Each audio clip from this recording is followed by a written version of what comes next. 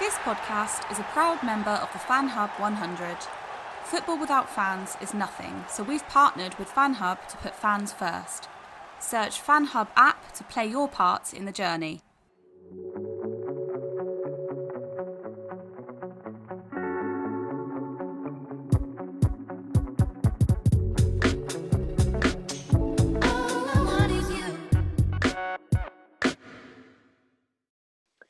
Welcome back once again to another Speak Sunderland Reaction podcast. It is the day after Sunderland were in league action, this time facing Doncaster in a game that ended 1-1 with a 93rd minute equaliser from Doncaster. Joining me tonight is John and Paul to discuss Sunderland's perspective of the game and happenings at the club in general. How you doing, fellas? You both well? Yeah, good, thanks. Yeah, I'm good as well, thank you. Aside from yesterday's result again. Yeah, we see it every week, don't we?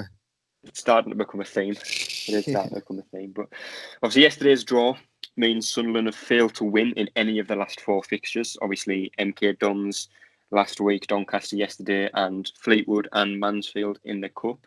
They've had 2 wins from their last 8 games in all competitions, currently 8th in the table, and at a typical club, it's a run of form that would typically see a manager become under intense pressure from those above and more than likely end up being sacked. But you know, it was another one of those games where we looked like a side chasing promotion in the first half. We were playing fast attacking football, and you know, we looked quite comfortable, I'd say, in the first half. We looked like we were going to go and win the game. But Paul, just on the first half, do you think that's a performance from a side you'd expect to see for, you know, Sunderland chasing promotion? Yeah, first half, definitely. I don't know why it has to change, but the first half I was quite happy with it. I even posted, like, if Sunderland played like that for 90 minutes of every game, then I don't think anybody would be calling for Parkinson to leave, because there was a lot of good passes and a lot of good chances. Fair enough, it's still the same old story of not taking the chances, and some of the final balls they're either not good enough or there's nobody attacking the ball. So still, even with a good performance in the first half, there were still things not right. Yeah. And John, we've said it, you know, last week, we've said it the week before, we said it a long time ago. It's the same theme every week. You know, we start well and we go in at half time. God knows what's said or what happens at half time, but we come out a completely different team. Again, against Fleetwood in the Cup, obviously, it was 2 weakened sides, but I think that was one of the best halves of football we played against Fleetwood. Attacking football, fast football, creating chances, looking like we were going to score plenty of goals. Went in at half time. Parkinson's done one of his motivational team talks. We came out a completely different side, and it was the same again yesterday. You know, we came out, we didn't look bothered. We didn't look up for it. We weren't making the same forward passes. People weren't making the same runs. What do you think it comes down to with, you know, our what seems to be our inability to perform for a full 90 minutes over the game? Do you think the players lack fitness, or do you think it's, you know, something much deeper than that? For me, I think it's a bit more game management. I think he hung a few players out to dry yesterday, because I think you said obviously the first half was decent. I thought for the first half of the second half, I thought we were okay. We didn't cause them too many problems, but we were okay. We were comfortable in the game. And then on 70 minutes, I was screaming out of the telly to change it up. We've got like-for-like players like White was struggling, Maguire was struggling, Gooch took a knock and didn't change, and there doesn't seem to be any game management. We're not, like, 1-0 was a dangerous scoreline as we saw yesterday. And if we had changed it up, I think we'd have been a bit more fresher up top. We'd have held the ball up a little bit. But you're telling me yesterday that Danny Graham would have held the ball up in the last 20 minutes better than Charlie White did, and that would have relieved a bit of the pressure and maybe taken a chance. But there's no. I think they are. That's not a team that I think are not playing for him, because I think they are. But his game management yesterday, especially from 70 minutes onwards, was absolutely shocking. I think that did actually cost us the game. Yeah. Paul, a lot of people, especially now, seem to be comparing, you know, Phil Parkinson to Jack Ross and saying, you know, was it the right decision to sack Jack Ross? And for me, I think it was the right decision to sack Ross. I don't think there was any doubt over whether he should stay or go. But it all came down to who you appoint after that. But under Jack Ross, do you think anything was better than it is now? Do you think anything's changed between the managers? Obviously, under Parkinson, we seem incapable of performing over 90 minutes. I can't actually think off the top of my head of one game where the final whistles went and I thought, wow, we played well for the whole game there. Do you think that was ever the case with Jack Ross, or do you think it was a similar kind of issue? Yeah, I think it must have been a similar kind of issue. There was quite often games where we played decent in one half and not the other, which is obviously a familiar theme here. A lot of draws with Jack Ross as well. So I don't know. I think I agree with what John's saying. To me, it's the man management skills and some of the tactics. There's a lot of similarities between both managers that I just didn't grasp. I didn't understand, and I still don't understand.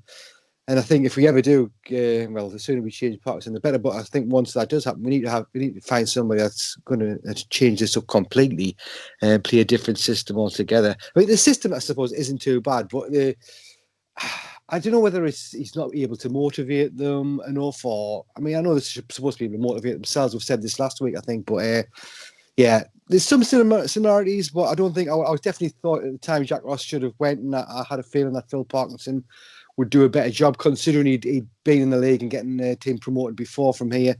So at the time I was happy, and he's had ups and downs so far as it's gone on, but I think now is definitely it's time to go still. Yeah. We will look at the teams that started the game, and we will look at the Doncaster team starting.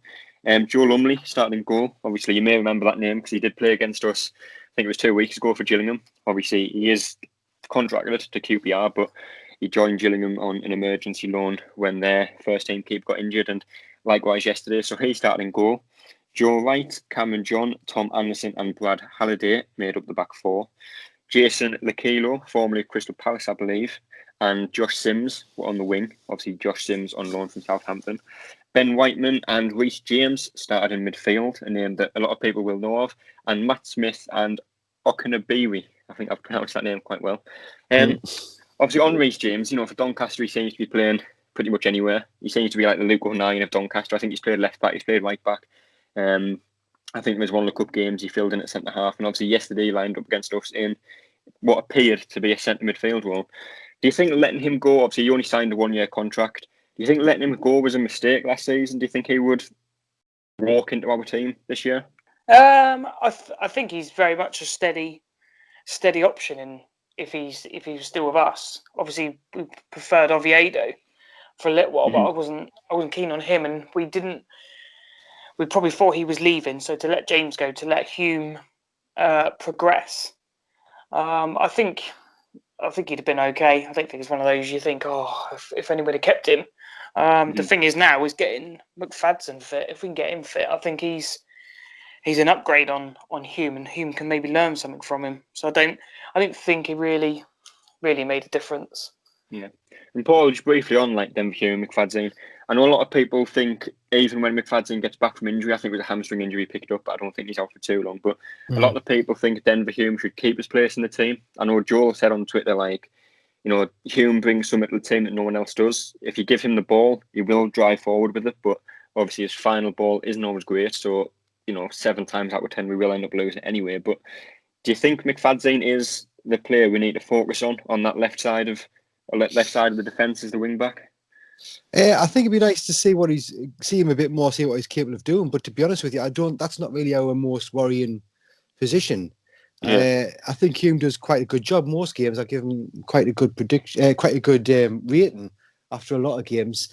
Yeah, I know, like I say, I've just said earlier, his final ball isn't always spot on, but at least he attacks. He's got some pace, and he's not a bad defender as well. He comes back and he gets himself about. So, I'm not really worried about that position. It's nice to have McFadden there as cover, or even start ahead of him sometimes. I haven't seen enough of McFadden yet, really, to sort of decide whether he should start ahead of Hume as soon as he's available. But yeah, we've got other concerns ahead of rather than that position, in my opinion. Yeah. Look at the team that started the game for Sunderland. Obviously, Remy Matthews started in goal again. He did start against MK Dons and started again yesterday with Burge seemingly still injured, although he was fit enough to make the substitutes bench, which I don't necessarily understand. But Luke O'Nien was the right wing back. Conor McLaughlin came back in at the right centre back. Bailey Wright in the middle of the back three alongside Tom Flanagan. Obviously, Denver Hume is the left wing back. Grant Ledbetter kept his place in the side, along Joe Scowen in midfield. Chris Maguire, Lyndon Gooch, and Charlie White were the front three. So, John, obviously Powell was dropped once again. He's the captain. Grigg was given one game in the team, and we've seen players in this starting 11 who have performed as bad as he did against MK Dons and still given a run in the team, but he was dropped. Jordan Willis, I presume he's picked up another knock because he wasn't in the squad at all. But what did you make of the side that started the game? I didn't mind it, to be fair. Conor McLaughlin's done okay, and Flanagan back in probably shores it up a little bit. Putting 09 back in out on the flank was quite positive as well. I was quite impressed with how it performed. Obviously, when we look at the teams before, it's a bit like, oh, okay. But for 70 minutes, I was very impressed. I was obviously not impressed with the obviously changing it up. It was very, very rigid after that, and obviously it was our downfall in the end. Yeah, and Paul, saying this might people will take it the wrong way kind of thing. It's not a criticism. It's not a positive either. But a few weeks ago, even if you say a month ago, we'd play a game. We wouldn't perform particularly well, but Parkinson would always stick with the same 11. Obviously, recently performances have seemed to drop. We're not picking up the same results, and every single game now he seems to be making quite a few changes. Like I say, Max Power was brought back in last week. He was dropped this week. Grigg was brought in back last week, and he was dropped this week. Do you think it's almost kind of like a panic selection by Parkinson now, changing the team so often compared to very rarely at all a few months ago? It's got to be. To me, it just shows he doesn't know who his best players are.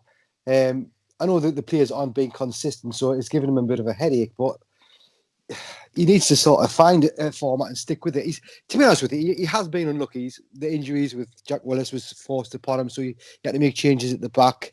So some changes there's nothing you could do about. And once you move one player, like say for example Willis getting injured, and then you're moving 09 into other positions that he's not as good at, and it just sort of affects the whole team.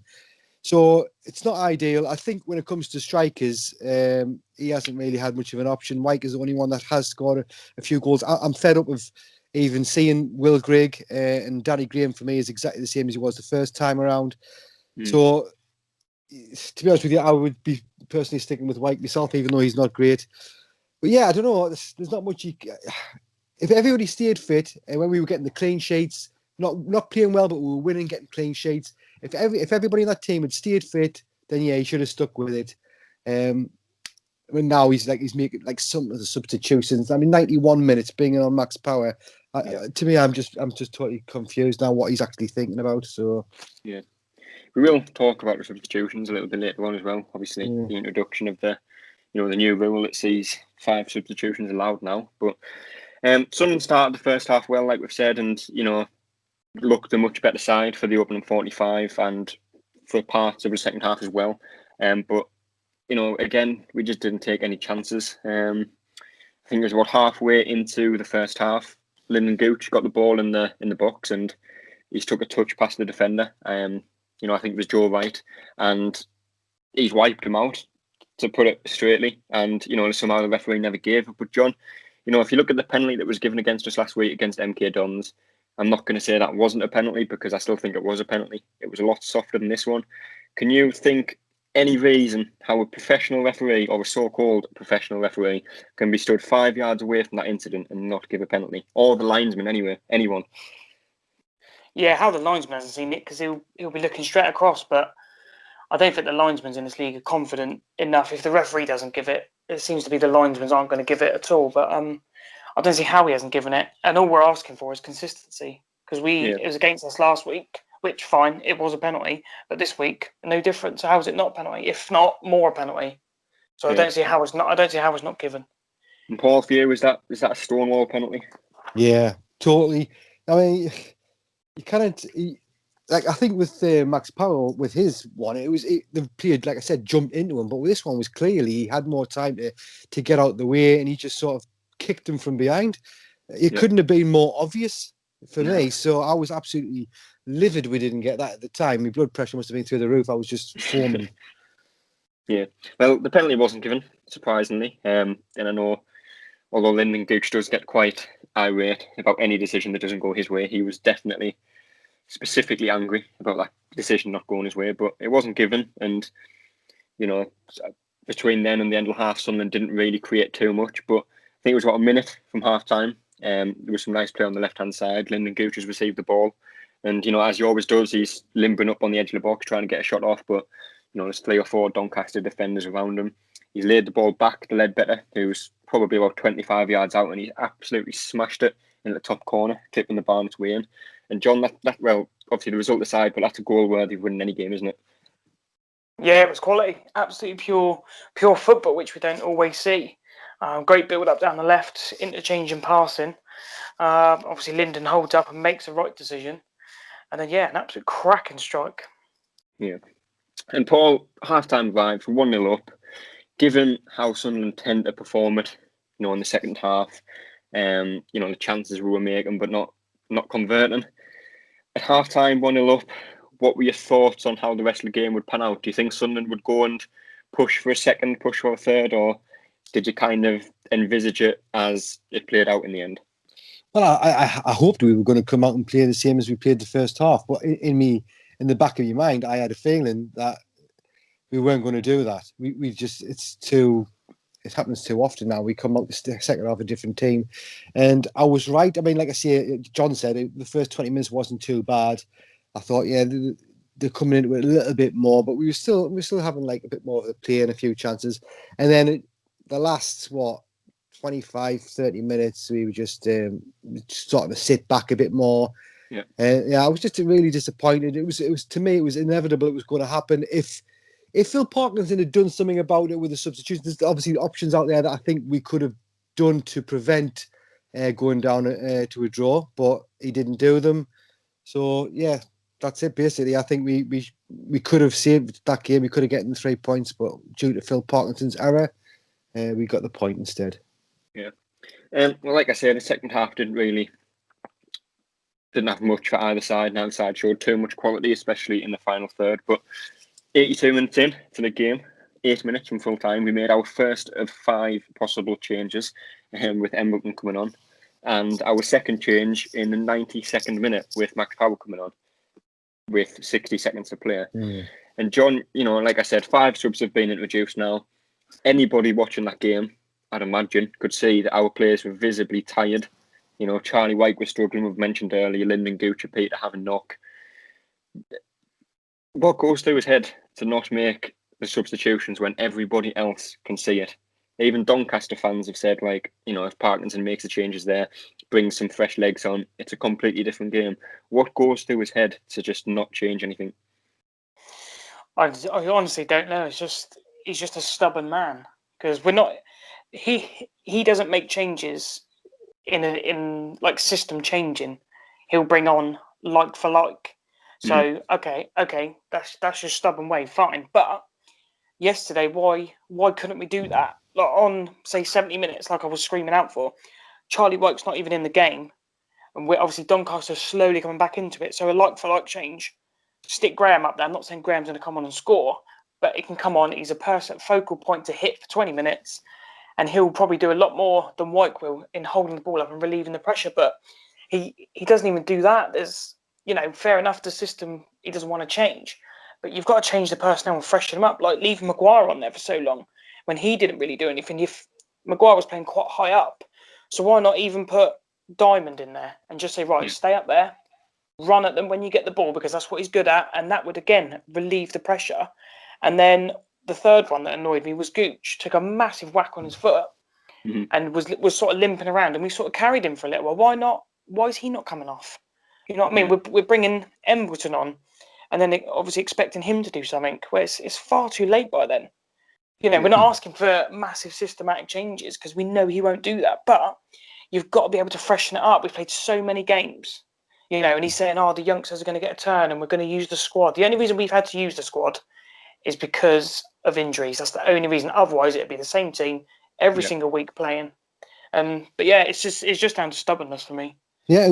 Why didn't he bring on if you see like 25 minutes towards the end, bring on Sanderson, put a fresh-legged defender on who's actually played all right, and give the other lad a rest or something. You know, it's just little simple things like that would have gotten us the win, I think. Mm.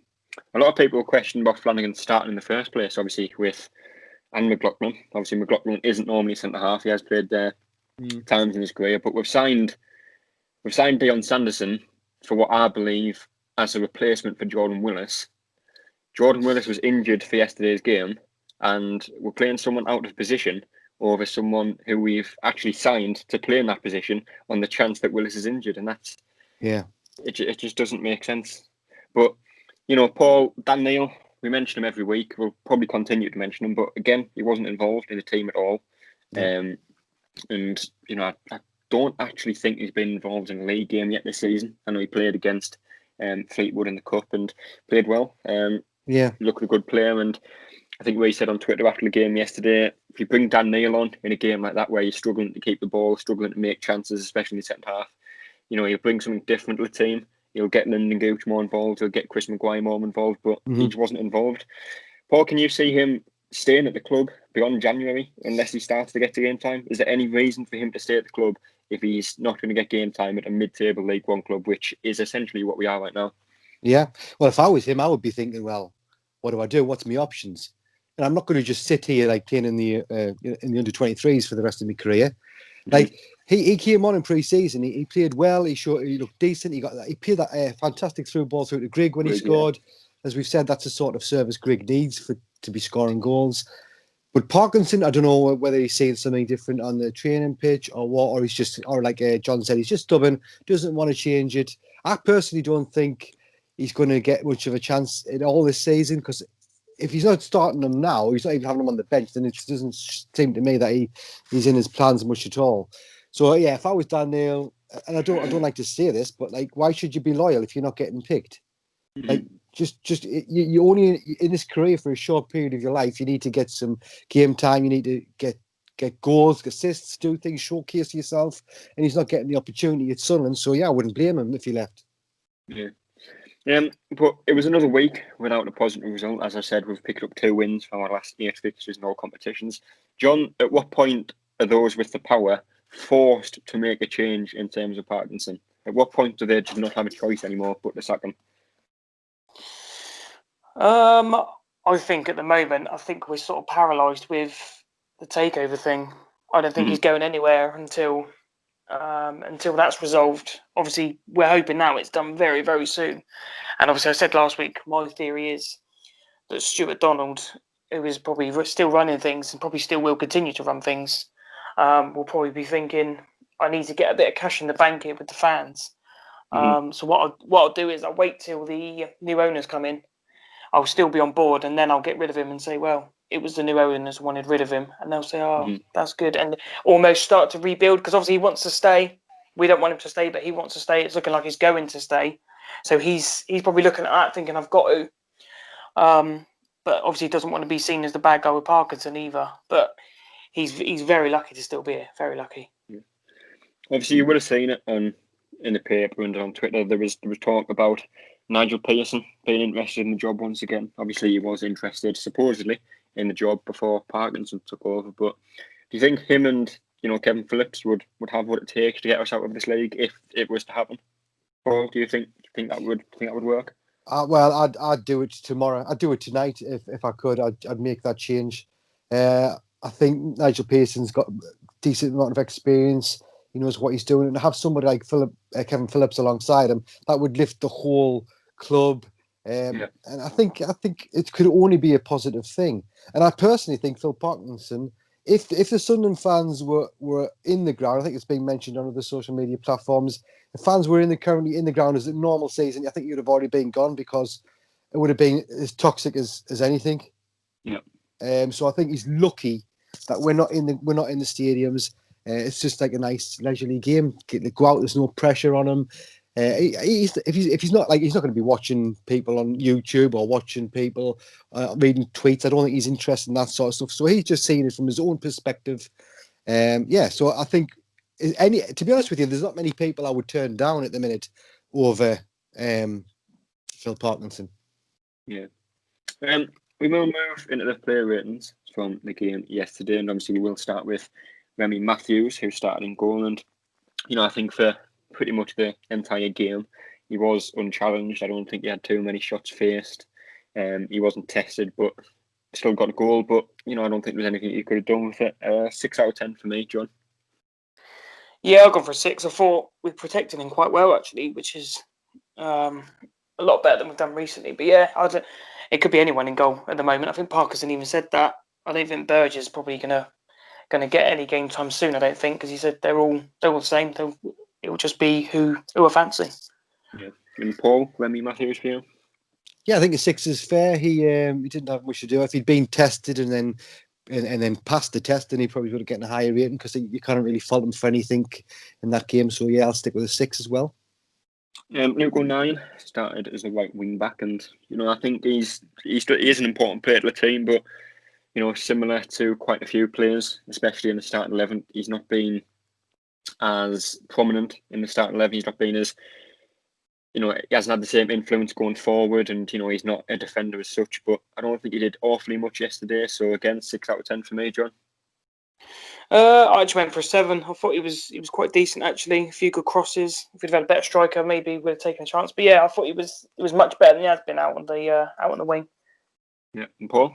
Yeah, I was giving him a 6. I think it's a shame he's not getting a bit more of the ball. Like, I just feel sorry for him, to be honest with you. He's not having a bit of a run in the game, like a good run in the game at the minute. Yeah. Conor McLaughlin, as we've touched on before, he came into the right side of the back three, and I think as a centre half, he does suit the formation a lot better than he does as a wing back. Obviously, we've said he's largely ineffective as a wing back with the lack of pace and lack of creativity, but as a centre half, I don't think he's too bad. And again, I know these ratings were kind of written before the equaliser, but I don't think he had much to play in the equaliser. So again, 6 out of 10 for me, John. I actually went one above. I went for a 7. I thought he was one of our best players yesterday. I thought he was really good. And Paul? Yeah, I think I'd stick with John. I'll go with a 7 as well. I think that's fair. Yeah. Bernie White, again, started in the middle, and it was a typical White performance. And I think one of the things I said last week, which was slightly disappointing against MK Dons, was what we've seen from Bernie White recently is a lot of cross-field diagonal passes, and against MK Dons, he didn't really showcase that, but he was a lot more involved with the ball at his feet yesterday, and for the majority of the game, I think he defended quite well. He was good in the air. He was a strong tackler. So yeah, it's 6.5, 7 out of 10 for me, John. I've gone for a 6, and it's because I don't know what he's doing for the goal. For the equaliser, I haven't got a clue what he's trying to do there. It looks to me like a simple clear. He's trying to chest it down as well, hasn't he? Yeah, he's just on his bum. I don't know what happens. So yeah, he gets marked down for me. Yeah, and Paul?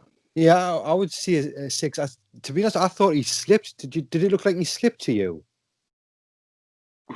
I've only seen it twice, so I'm not entirely sure. But I know a few people have said he's tried to do something. He tried to control the ball as opposed to clear it, but I'm not entirely sure on that. Yeah, I thought he'd slipped at the time, but I mean, yeah, I'd agree with you. I'd go for about a 6 with him.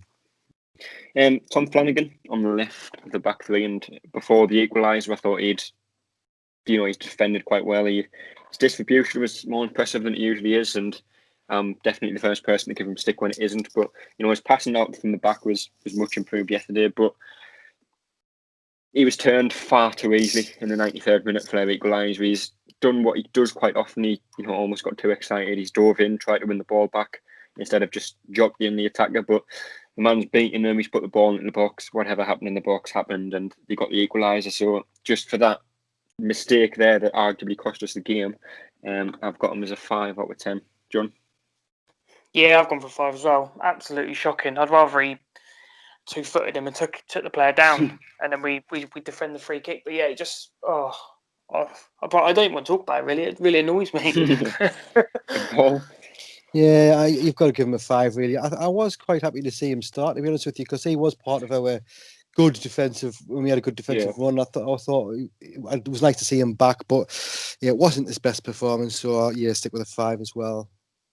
Then Hume on the left wing back. I've said he's he is the player capable of driving us forward. He will make things happen. He will, and he did against Doncaster. But his crossing wasn't great for a lot of the game. But he was busy. He was involved a lot. So 6 out of 10 for me, John.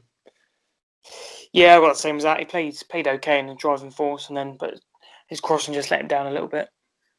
And Paul?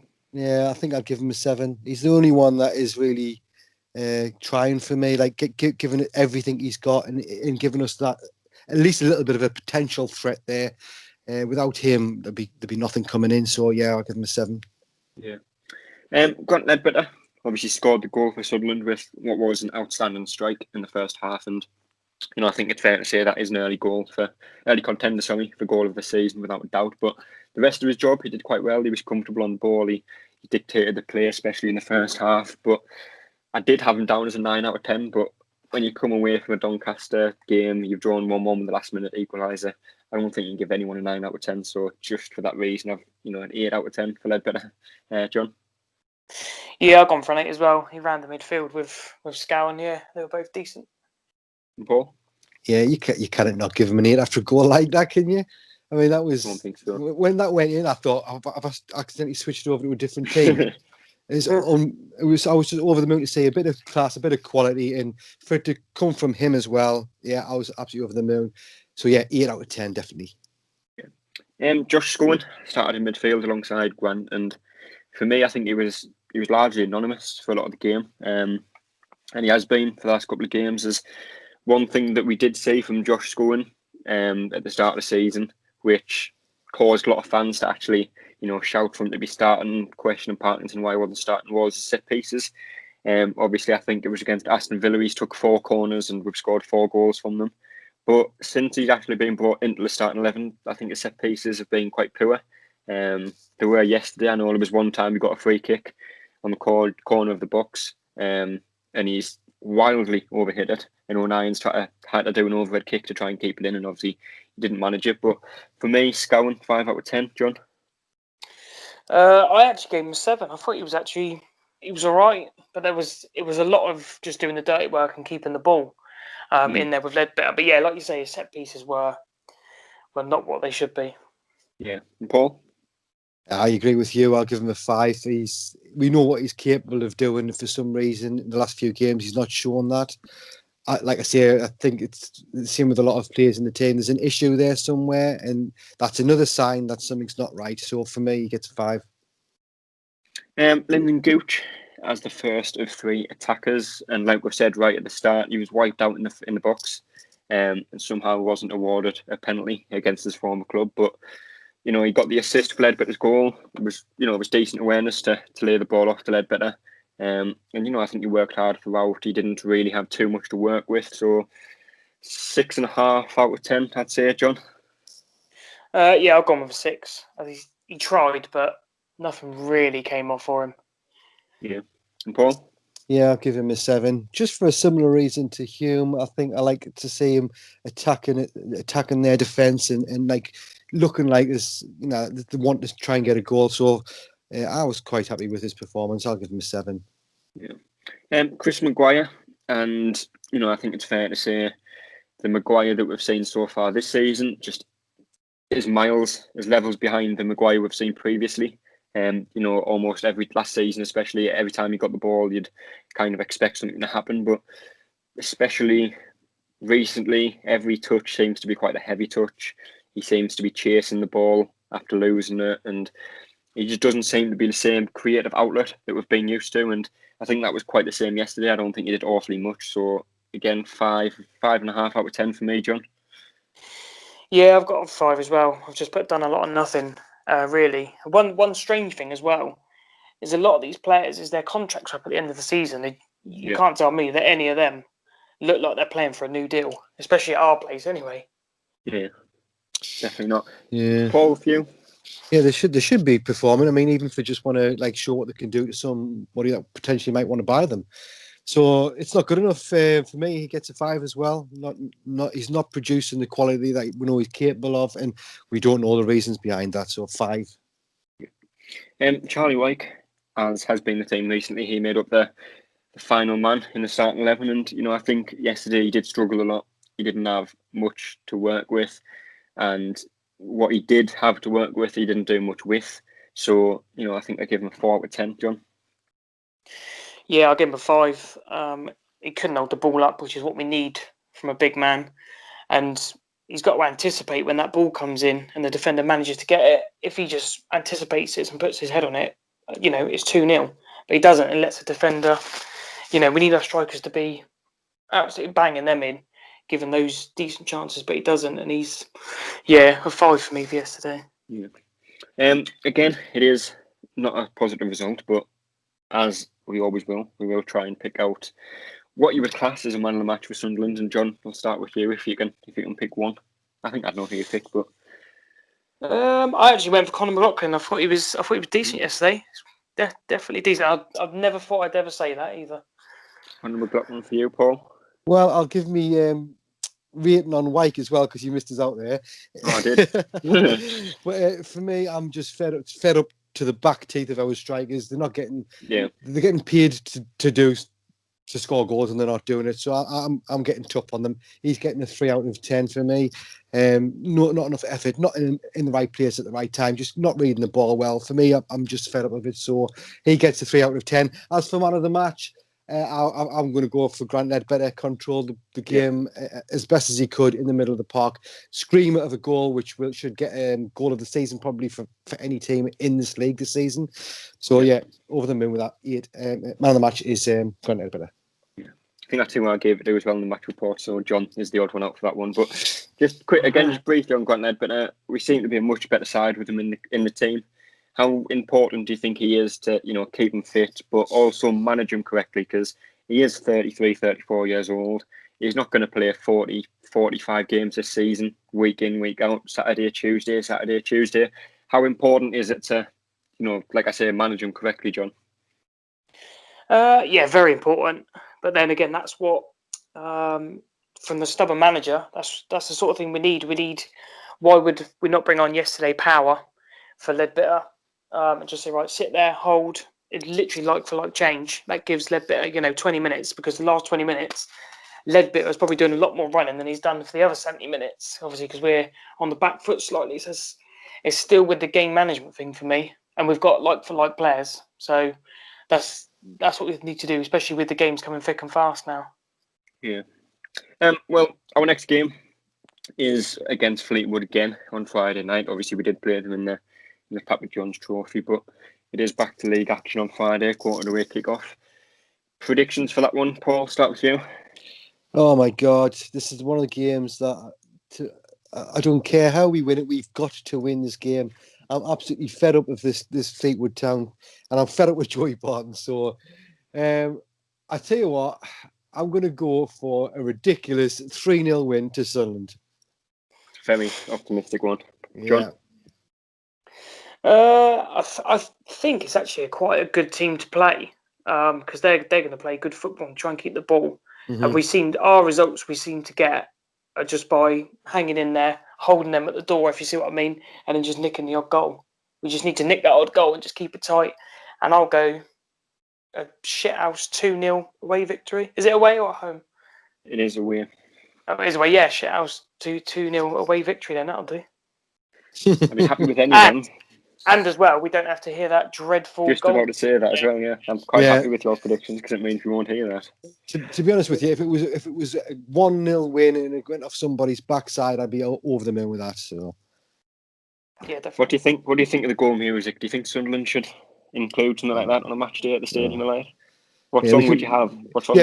We could use that song. We change our mascot to like Laurel and Hardy or something. That'd be a good idea. What about you, John? What song would you have when you got Grant Ledbetter scoring screamers like that? What song would you have playing? Oh God, I'll probably go back to when we used to have it. Is it James Brown? Feel Good when Phillips used to bang it. Or even Ready to Go. That was all right, I thought. Yeah, that'll do as well. But we would only hear it once a game, wouldn't we? Yeah. But we'll see. We'll see what happens on Friday night. But I think I'll go with a 1-1. I think I'm going to be annoyed when I hear that music. More so than, I think I could deal with a bad performance. As long as I don't hear that music, I think that would ruin anyone's night. But we will see. we will be back again with another reaction podcast next week after the Fleetwood game. Hopefully with our win. I don't think we can deal with 5 fixtures without a win, but we will see. But until then, we will see you later.